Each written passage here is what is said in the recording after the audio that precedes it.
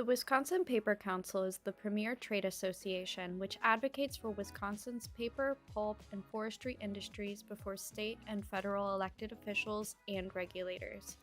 The WPC also works to educate the general public and the media about the importance of pulp, paper, and forestry production in Wisconsin and throughout the Midwest.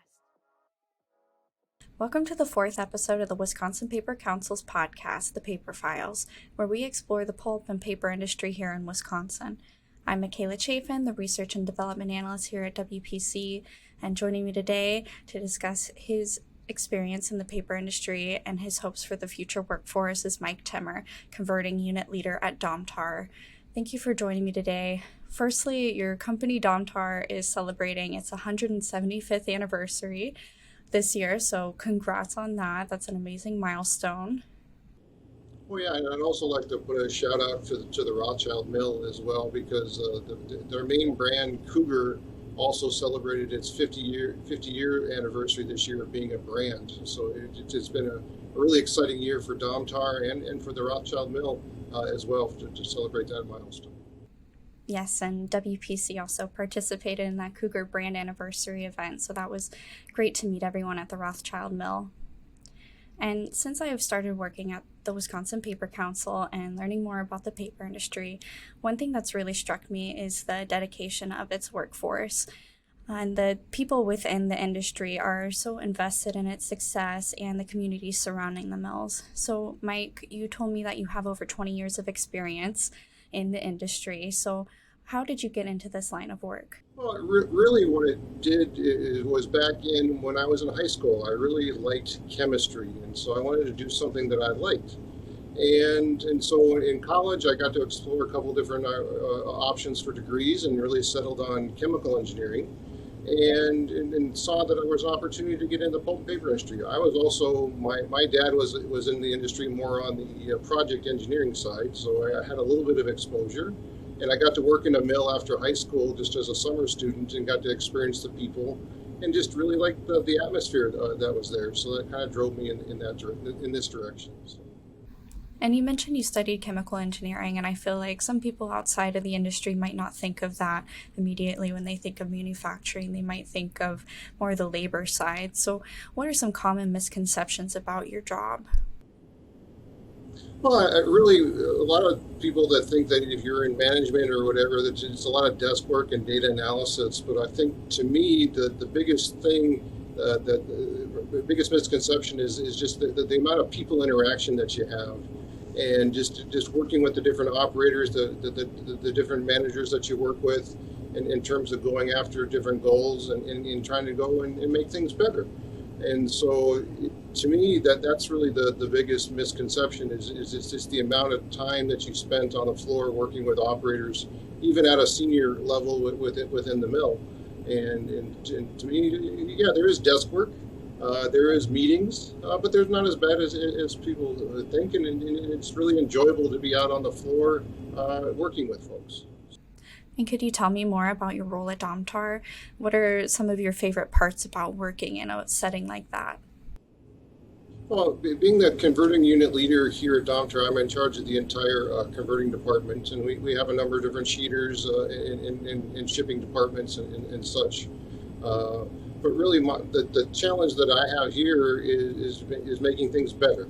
And so it really takes the people. So give you an example, kind of the people side of it is that I had the opportunity to take 3 senior sheeter operators off shift for 2 weeks and to work with some of our younger operators and such, but also got to get them in a room and just figured out how we could run the sheeter better in terms of less jams and those types of things. And just that amount of interaction that those 3 operators had, it makes it that's the fun part of the job in terms of going out and just having those types of interactions. Would you recommend this line of work to just anyone, or are there specific qualities or skills that you think someone should have before entering this line of work? Or is it for anyone who is willing to put in the effort? I think it's open to everyone. I think if someone wants to, from being a base operator, if you want to come in and you want to work hard and you're open to working with different people, I think this is really a place for you. I mean, it's a mill's a really good environment, but it is hard work really to start out with, and it usually gets easier as you go. from a kind of a management side, I would really encourage people, someone that really likes to go out and work with people, but also has the ambitions on the technical side too, because you have to have a little bit of that technical background to understand a lot of the things that go on, whether it's in a pulp mill, a paper mill, or a converting operation. So to me, I think it's open to everyone, but I think you got to have a certain amount of direction coming in. So. Right. And the reason why I reached out to you as a guest is because I saw your interview with Wisconsin Economic Development Corporation, and they did a study entitled An Assessment of the Economic Contribution of Pulp, Paper, and Converting to the State of Wisconsin. Long title, but that was a study in 2019. And you mentioned in the quote that you had within the study that there's a Wisconsin work ethic that people working in the mills especially have. Could you expand on that?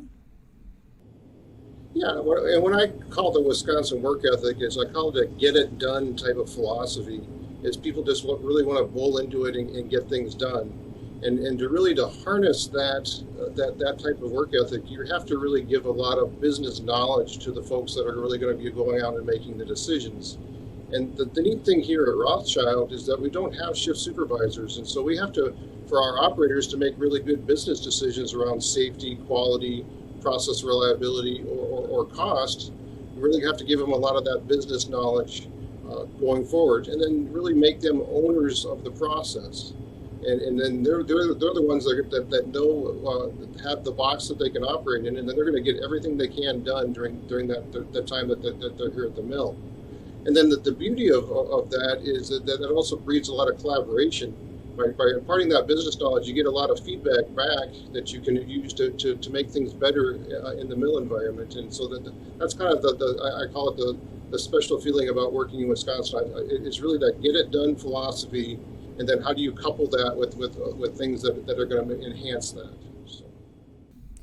It's interesting that you mentioned there's a lot of imparting knowledge to the workforce, and I feel like, my experience from some places that I've worked previously, there's a lot of do as you're told, don't ask questions, don't provide input, but that imparting of knowledge, is that something that's kept you in the paper industry and in Wisconsin for so long that you get to gain that business knowledge and provide your input as well?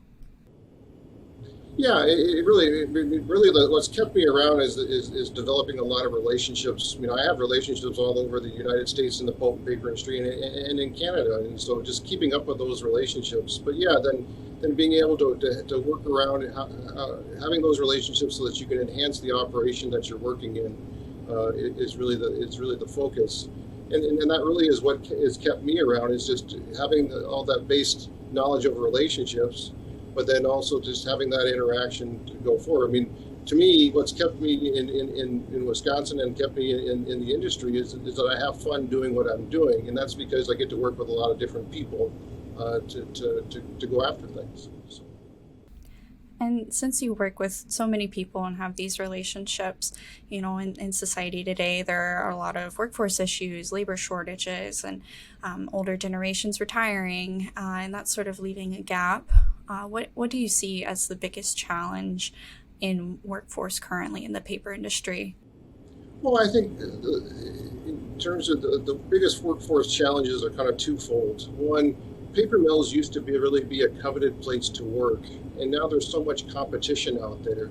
Is that we really have to go out and advertise why paper mills are really good places to work, whether that's pay, time off, those types of things, but just what the type of environment is. And I think that we're competing with just so many different places drawing resources. Now, the second thing it really is more from a management side, is that really technical degrees are declining, and people getting into technical degrees have been declining. And they've been declining since I was in college over 28 years ago. And so it's really hard to recruit people, chemical engineers, mechanical engineers, electrical engineers, where the competition is just so fierce for those folks. So really the challenge that I see is how can we get kids more interested in science, or want to be going into science type degrees? I mean, I got a chemical engineering degree because I like chemistry, and in terms of advertise that a little bit more. So some of the things that we've done here at Rothschild, I mean, and these are some that we're starting to get back into, but maybe pre-pandemic, is we used to go to all the elementary schools and make paper, and the kids got to just learn a little bit of that science of making paper in terms of how to form it, how to dry it, and those types of things. And really, if you can get kids at a young age interested in science, then I think we're going to promote the more of those technical degrees going forward. And I think, and then that makes the availability better. There's nothing wrong with competing for folks, but it comes down to that we should have a better opportunity to get people if we can get more people into technical degrees. And what strategies have you seen that you think really work to attract new workers? I think just the way you advertise to a degree in terms of promoting the different positives that you have working in a paper mill. That has really attracted. We've hired a lot of folks lately that have come out of, say, that have worked in milk processing plants, and then they've come to a paper mill, and some of the comments after they started and worked here is that I should have done this 20 years ago when I first started out of the industry. So how can we promote that a little bit better is really the challenge, because it's really hard to get this with the newer generation out there. You got to be kind of with quick bites a lot of times, and so how do you convey your message to that level? I guess is really the challenge at this point. What excites you about the incoming workforce? Is there something that you've seen from the newer generations or even just people entering the industry for the first time that you're really excited about and you think they're bringing something to the table that hasn't been brought before? Well, I think the curiosity of people that are newer folks that are coming into the mill is. I mean, right now everyone can usually find something out really quickly on their phone, and so really it's how do you get that knowledge to them quickly, because that's the type of speed that they're used to working with. And so what I really like doing is explaining how things work to our new hires that come into the mill, and working with people over time. But also setting the expectations. This is the type of the ways that this is the variety of ways that we try to teach people how to work in a paper mill, and try to incorporate kind of the digital age in terms of how do we train and teach folks, whether it's computer-based training or having tablets out there with checklists on them and those types of things.